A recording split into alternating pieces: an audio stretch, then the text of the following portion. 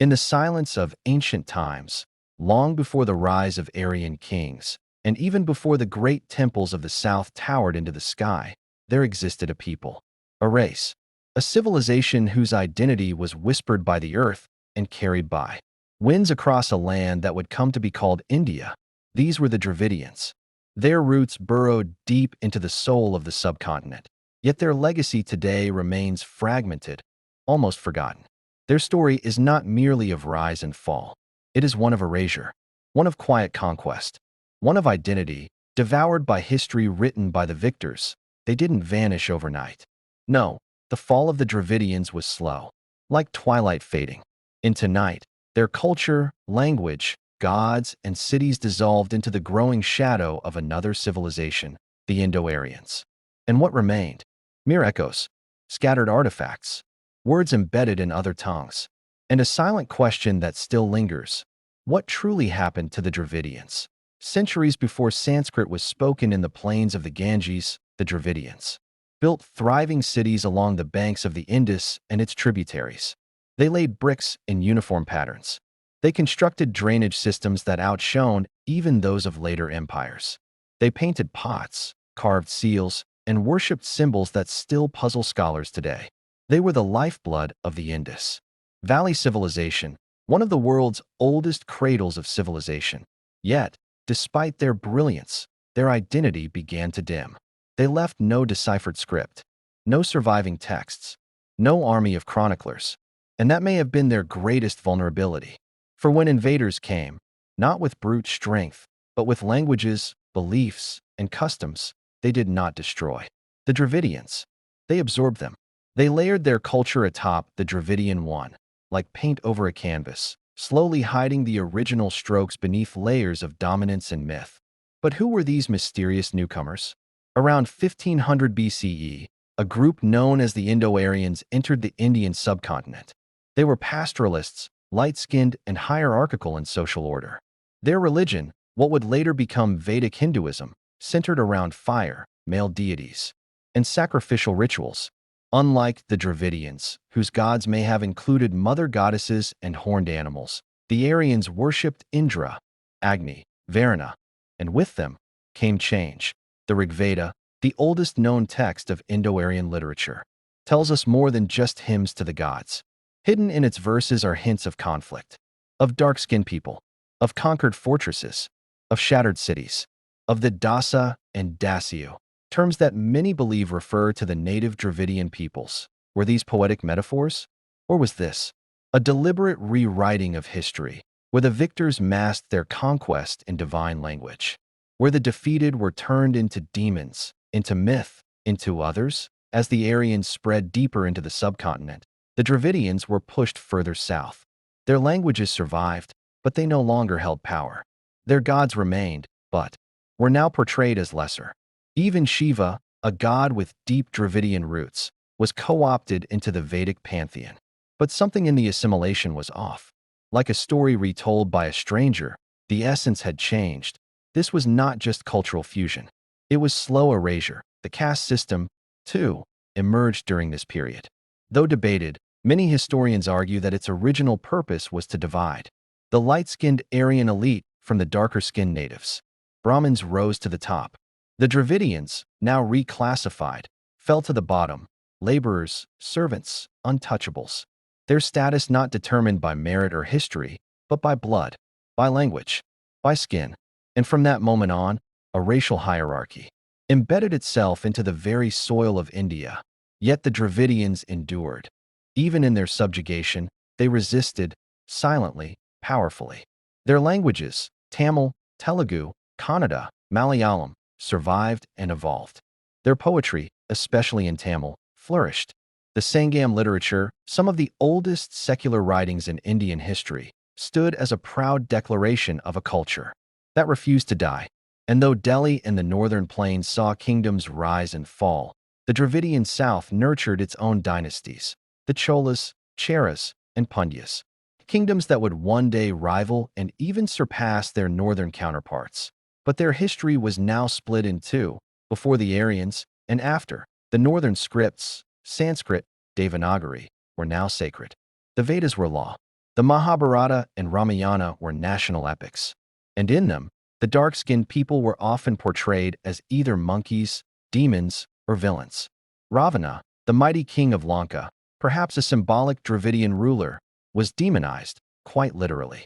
His brilliance, devotion, and knowledge, reduced to an enemy of the divine Aryan prince, Rama. What message did that send through the ages? That the Dravidian could be strong, but never righteous.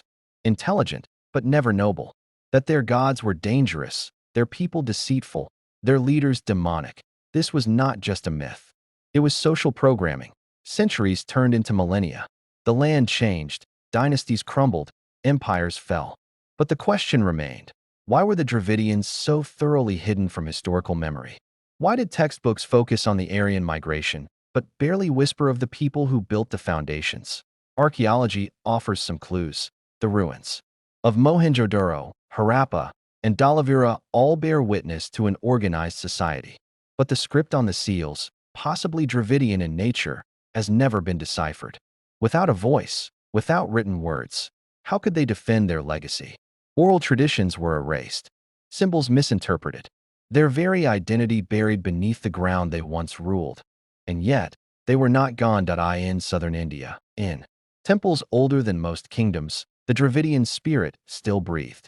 In the shape of granite idols, the rhythm of Carnatic music, and the elegance of Bharatanatyam dance, the echoes of a people long maligned still resonated. But history had turned them into shadows, into background characters in their own land. Then came the colonial era. The British, with their obsession for classification, reignited the old fault lines. They studied skulls, compared languages, and crafted the now infamous Aryan invasion theory. While parts of this theory were grounded in linguistic and archaeological evidence, others were twisted to fit colonial ideology. They used the supposed Aryan superiority to justify their own rule, branding Indians as eternally divided between conquerors and conquered. The Dravidians, once again, were cast as the vanquished, but this time, a new awakening began.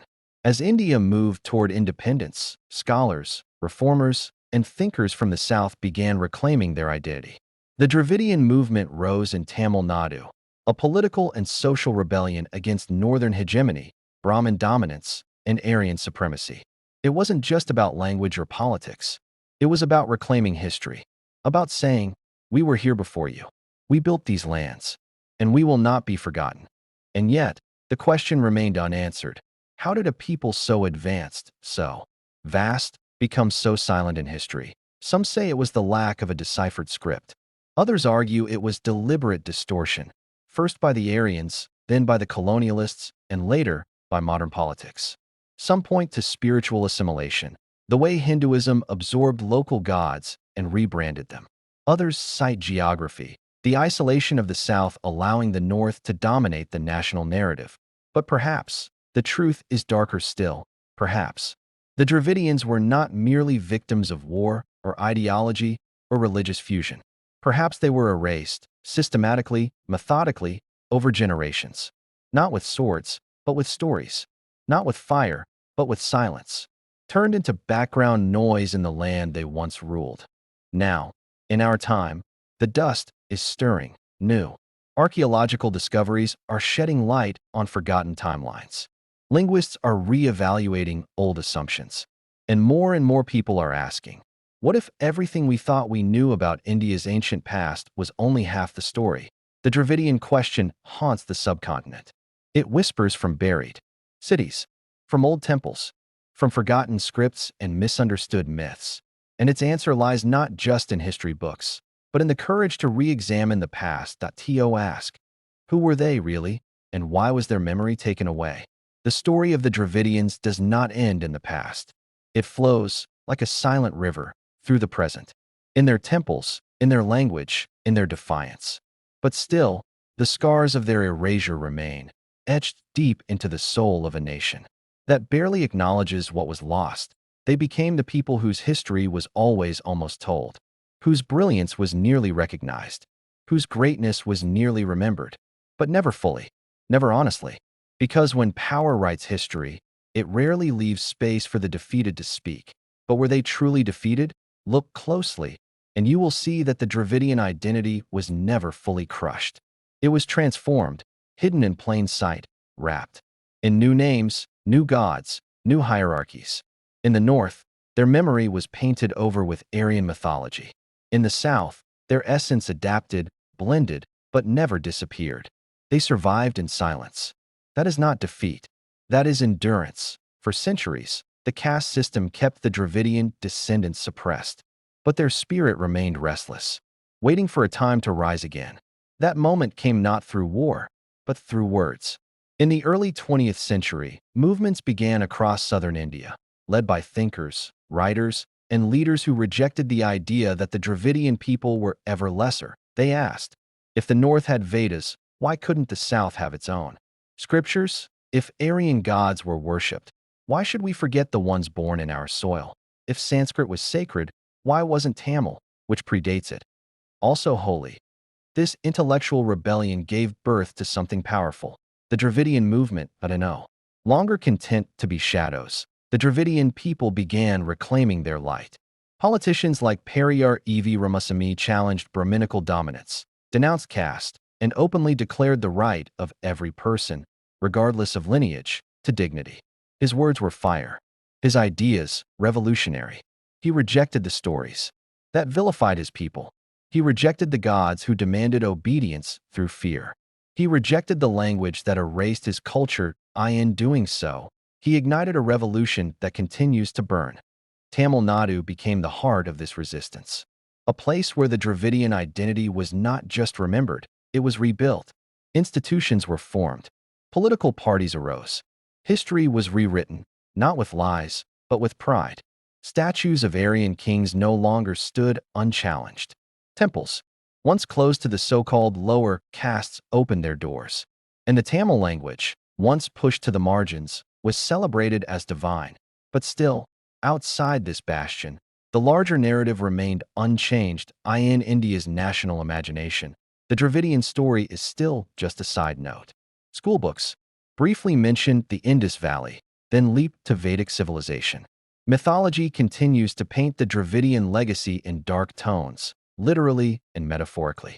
And caste, though legally outlawed, still poisons the roots of society. Why is it so hard to acknowledge the truth? Maybe because truth is dangerous. To admit that the Dravidians were erased is to admit that much of what we accept as Indian history is biased. It is to admit that beneath every golden tale lies a shadow of conquest. That the harmony we boast about was built upon silent oppression. That the gods we revere may have been borrowed, rewritten, and whitewashed. To accept the Dravidian truth is to unravel an entire thread of comfortable mythology. But the truth does not care for comfort. The archaeological evidence continues to surface. Pottery, jewelry, figurines, all pointing to a culture rich in thought, in beauty, in organization. DNA studies suggest a complex mingling of ancient populations, debunking the idea of a pure Aryan race. Linguistic scholars keep finding deeper connections between the Indus Valley symbols and Dravidian tongues, and yet the mainstream remains hesitant, as if afraid that too much truth might fracture the fragile unity of a diverse nation. But maybe it's time to fracture the myth, to build something real in its place, because the erasure of the Dravidians is not just a historical mistake. It's a wound, one that still bleeds into the present. You see it in how language is politicized, in how caste violence persists, in how southern states often feel alienated from the center, in how ancient contributions are downplayed, how ancient cities are ignored, how a proud people are still expected to bow to a story that was never theirs, and yet they rise. Today, the Dravidian identity is not just about the past. It is a movement of the present, one that speaks for social justice, for rational thought, for equality. It is a reminder that culture is not dead stones and old scrolls. It is living breath, evolving and enduring through time. The Dravidians, once nearly erased, now write their own future. But there's more. Many historians now argue that the very concept of an Aryan invasion may have been a colonial construct, that instead of a violent clash, there may have been a gradual migration, followed by intermixing. If that is true, then the idea of Aryan superiority collapses entirely. and the caste system becomes even more absurd, an artificial hierarchy, built not on real divisions, but on manipulated myths. This, perhaps, is the final irony. The Dravidians were not erased by a superior race. They were buried under a lie, and now that lie is being unearthed. Piece by piece, thought by thought, voice by voice, that it won't happen overnight. Centuries of silence cannot be broken with a single truth. But the winds are changing. The questions are growing louder. And the memory of the Dravidians is returning, not as myth, not as demons, but as people, as builders, as poets, as thinkers, as rulers, as a civilization whose fall was not a failure, but a theft. And now, we must ask, what else has history stolen? How many other cultures, languages, and people have been silenced because they did not fit the story of the powerful? How many Ravenis were actually heroes? How many Dasas were just people defending their homeland? How many forgotten names lie beneath the labels of outcast and untouchable? What if the villains were never villains? What if we've spent thousands of years fighting shadows, while the real truth stood behind us, quietly waiting to be seen? The fall of the Dravidians was not just political, it was spiritual. It was the loss of a worldview, one that revered the feminine divine, one that saw nature as sacred, one that prioritized balance over conquest. Their temples did not just rise from stone. They were carved into hillsides, whispered into forests, sung into lullabies. Their gods were not always conquerors. Sometimes they were mothers. Sometimes they were animals. Sometimes they were symbols of peace. But those stories were too different, too soft, too strange for a system built on dominance. They were buried. Until now, the fall of the Dravidians is not just a warning from the past. It is a mirror to the present. It reminds us how easy it is to lose truth when power controls the pen, how dangerous it is to forget, and how beautiful it is when a forgotten people rise again, not in vengeance, but in wisdom, because the Dravidians have returned, not as an army, but as a memory rekindled, as a voice restored, as a people once written out, now writing themselves back in, and the world is finally listening.